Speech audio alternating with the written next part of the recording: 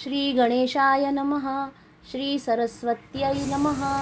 अथ संवत्सरफलं स जयति सिन्धूरवदनो देवो यत्पादपङ्कजस्मरणं वासरमणिरीव तमसां राशीं नाशयति विघ्नानां. प्रारंभी श्री गजाननाचे स्मरण केले असता सूर्योदय होताच ज्याप्रमाणे तिमिर समूहांचा नाश होतो त्याप्रमाणे सर्व विघ्नांचा नाश होतो.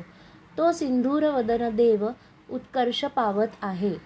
नत्वा गणपतीं खेटान ब्रह्म विष्णू शिवात्मकान संवत्सरफलं वक्ष्ये सर्व कामार्थसिद्धये. सर्व कार्याची सिद्धी होण्याकरिता श्री गणपती, ब्रह्मा, विष्णू आणि महेश्वर यांना नमस्कार करून संवत्सर फल सांगतो. नूतन संवत्सर सुरू होते त्या दिवशी घरोघर ध्वज व तोरणे उभारावीत. मंगलस्नान अभ्यंग करून ब्राह्मणासह देवांची व गुरुची पूजा करावी. स्त्रिया व मुले यांना वस्त्रालंकारांनी भूषित करून उत्साह करावा. ज्योतिष्याचा सत्कार करून त्याजकडून वर्षफल श्रवण करावे, म्हणजे हे वर्ष लाभप्रद होईल. प्रथम मंगल स्नान करून अमृतापासून उत्पन्न झालेल्या कडुनिंबाच्या कोवळ्या पानांचे चूर्ण करून पुढे सांगितल्याप्रमाणे भक्षण करावे, म्हणजे व्याधींचा नाश होऊन सुख, विद्या, आयुष्य व लक्ष्मी संपत्ती ही प्राप्त होतात. मिरे, हिंग, मीठ, ओवा व साखर यांच्यासह पुष्पासहित कडुनिंबाच्या कोवळ्या पानांचे चूर्ण चिंचेत कालवून रोगशांती होण्याकरता भक्षण करावे. पंचांगस्थ गणपतीचे ब्राह्मण व ज्योतिषी यांचे पूजन करून याचकांना यथाशक्ती दानादिकांनी संतोष होऊन मिष्टान्न भोजन घालावे. नाना प्रकारची गीते, वाद्ये व पुण्यपुरुषांच्या कथा ऐकून दिवस घालवावा, म्हणजे संपूर्ण वर्ष सुखाने जाते. राजाचे फल श्रवण केले असता वैभव अचल होते. प्रधानाचे फल श्रवण केले असता कुशलता प्राप्त होते. अग्रधान्येशाचे फल श्रवण केले असता लक्ष्मी स्थिर होते. मेघाधिपतीचे फल श्रवण केले असता वाणी सुरस होते. रसाधिपतीचे फल श्रवण केले असता धार्मिक बुद्धी स्थिर होते. पश्चात धान्याधिपतीचे फल श्रवण केले असता दीर्घायुष्य प्राप्त होते. चैत्रे पुण्यमये वसंतसमये नव्यं फलं वार्षिकं नित्यं यः शृणुयाद गौघदलनं चातुर्यश श्रीकरं. वेधा विष्णुहरो रवीन्दुमहिजाः सौम्यो गुरुर्भार्गवो मंदो गुह् सखिश्च शत्रुदलनं कुर्वन्तु सर्वे ग्रहाः. प्रतिवर्षी वसंत ऋतूत पुण्यकारक अशा चैत्र महिन्यात नवीन वर्षफल श्रवण केले असता पातकांच्या ओघांचा नाश होऊन आयुष्य, यश व लक्ष्मी यांची वृद्धी होते. ब्रह्मा, विष्णू, महेश, रवी, चंद्र, मंगळ, बुध, गुरु, शुक्र, शनी, राहू व केतू हे सर्व शत्रूंचा नाश करोत. वर्षप्रतिपदेच्या दिवशी जे भक्तिपूर्वक संवत्सरफल श्रवण करतात ते रोग, दुःख व दारिद्र्यरहित होऊन आनंदाने व धनधान्यांनी युक्त होतात. सूर्य तुमच्या आरोग्याची वाढ करो. चंद्र यशाची, मंगळ ऐश्वर्याची, बुध बुद्धीची, गुरु गौरवाची व शुक्र कोमलवाणीची वाढ करो. शनी आनंद व राहू बाहुबल देवो आणि केतू तुमच्या कुलाची उन्नती करो. तिथीच्या श्रवणाने वैभव स्थिर होते. वाराच्या श्रवणाने दीर्घायुष्य प्राप्त होते. नक्षत्र श्रवणाने केलेल्या पापांचा नाश होतो. योगाच्या श्रवणाने वियोग नाश होतो. कर्णाच्या श्रवणाने सर्व इच्छा पूर्ण होतात. ज्योतिषाकडून नित्य पंचांग श्रवण केले असता सिद्धी प्राप्त होतात. स्वस्ति श्री सूर्य सिद्धांत मतेन समस्त जगत उत्पत्ति स्थिति लय कारण श्री महाविष्णोर्नाभिकमलोद्भवस्य वर्तमान ब्राह्मणः परमायुर्वर्षशतं तत्रार्थयातम्.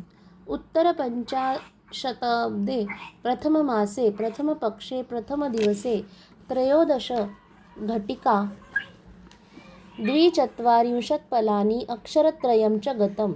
श्री सूर्य सिद्धांत मताने जगाच्या उत्पत्ती, संरक्षण व लय यांना कारणीभूत अशा श्री महाविष्णूच्या नाभिकमलापासून उत्पन्न झालेल्या ब्रह्मदेवाचे आयुष्य 100 वर्षे आहे.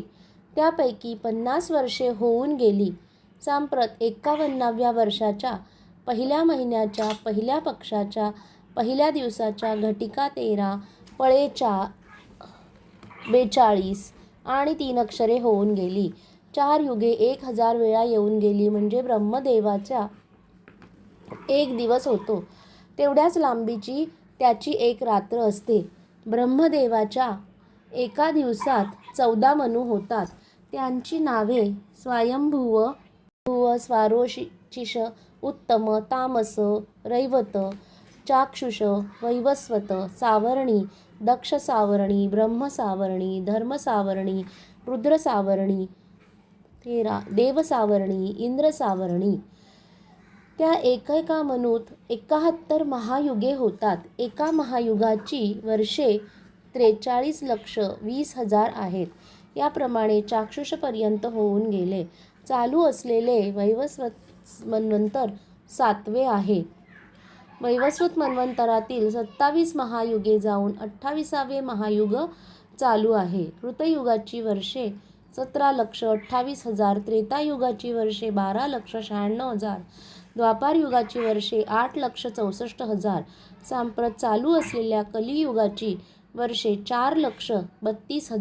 तन्मध्ये षट्शककर्तारः आदौ इंद्रप्रस्थे युधिष्ठिरशकः 44,अधिक-3,000 द्वितीय उज्जयिन्यां विक्रमस्तस्य शकः 35,000 तृतीयं प्रतिष्ठाननगरे शालिवाहनस्तस्य शकः 18,000 चतुर्थो वैतरिण्या विजयाभिनन्दनस्तस्य शकः 10,000 पंचमो गौडदेशे धारातीर्थे नागार्जुनस्तस्य शकः 4,00,000 षष्ठः करवीरपत्तने कर्णाटके कल्क्यवतारः तस्य शकः 21,000 कलियुगामध्ये 6 शककर्ते आहेत.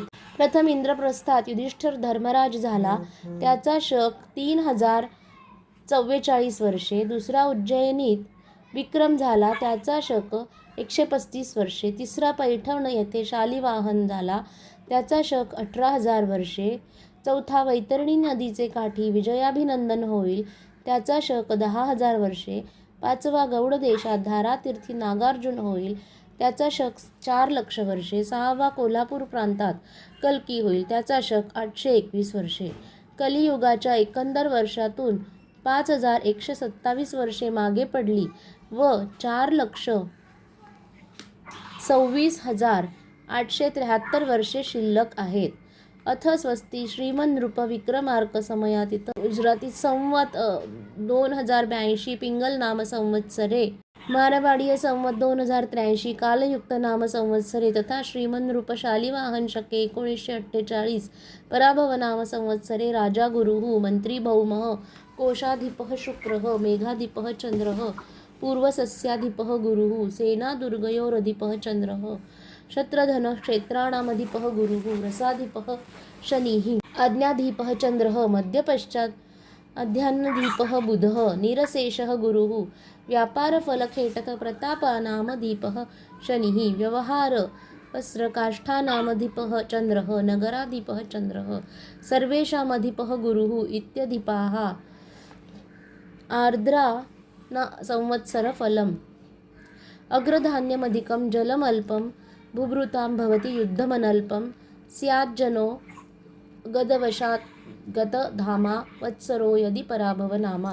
या पराभव नाम संवत्सरात पाण्याचा तुटवडा भासेल, मात्र खरीपातील पिके चांगली येतील, साथीचे रोग वाढतील, तसेच लोकांमधील भांडणे वाढतील.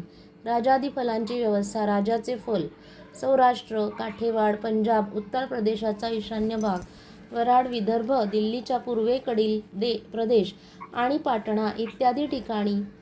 प्रधानाचे फल बंगाल प्रांतांमध्ये. मेघाधिपतीचे फल बिहार व जबलपूरचे बाजूस, तसेच गंगेच्या दक्षिणेस व गंगा आणि शोण यांच्या संगमांच्या पूर्वेस. धान्यस्वामीचे फल गुजरातमध्ये.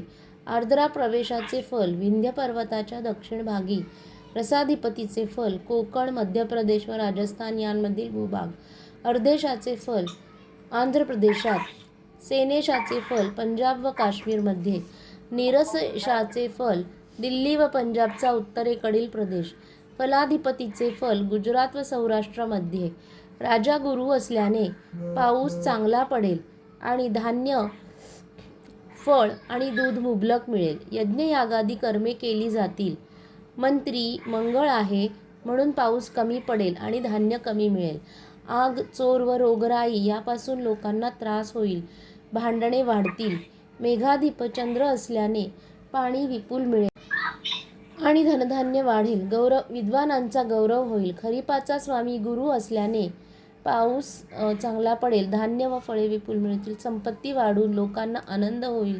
रसांचा अधिपती शनी आहे म्हणून पाऊस थोडा पडेल. लोकर लोखंड महाग होईल. रब्बीचा स्वामी बुध असल्याने गहू, मूग, ऊस, भात व दूध दुभते मुबलक मिळेल. विद्वानांचा गौरव होईल. नीरसांचा अधिपती गुरु असल्याने सर्व रत्ने, सोने, कापूस, सुपारी, चंदन हे पदार्थ पुष्कळ होतील. आर्द्रा प्रवेश निज ज्येष्ठ शुक्रवार 8 सोमवारी शुक्ल पक्ष 8 सोमवारी 22 जून 2026 रोजी दुपारी 12:26 वाजता सूर्य आर्द्रा नक्षत्रात प्रवेश करतो. त्याचे फल धान्य व कापड पुष्कळ होईल. धनधान्य वाढेल. यावर्षी काल नावाचा मेघ असल्याने पाऊस कमी पडेल. रोगराई वाढून लोकांना दुःख होईल. यावर्षी तक्षक नावाचा नाग असल्याने पाऊस मध्यम पडेल. भांडण तंटे वाढतील. पशुपालक श्रीकृष्ण आहे म्हणून जनावरांना आनंद होईल. धनधान्य वाढेल. दूध दुभते भरपूर होईल. मेघनिवास माळ्याचे घरी असून रोहिणी नक्षत्र समुद्रावर पडले आहे. त्यामुळे भरपूर वृष्टी होऊन धनधान्याचे प्रमाण वाढेल. यावर्षी 3 आढक म्हणजे पर्जन्यमान मध्यम असून त्यापैकी 6 भाग नद्या व पर्वत यावर आणि 4 भाग भूमीवर याप्रमाणे इंद्र वर्षाव करेल. तिथींच्या श्रवणाने लक्ष्मी प्राप्त होते. वाराच्या श्रवणाने आयुष्याची वृद्धी होते. नक्षत्राने पातक जाते.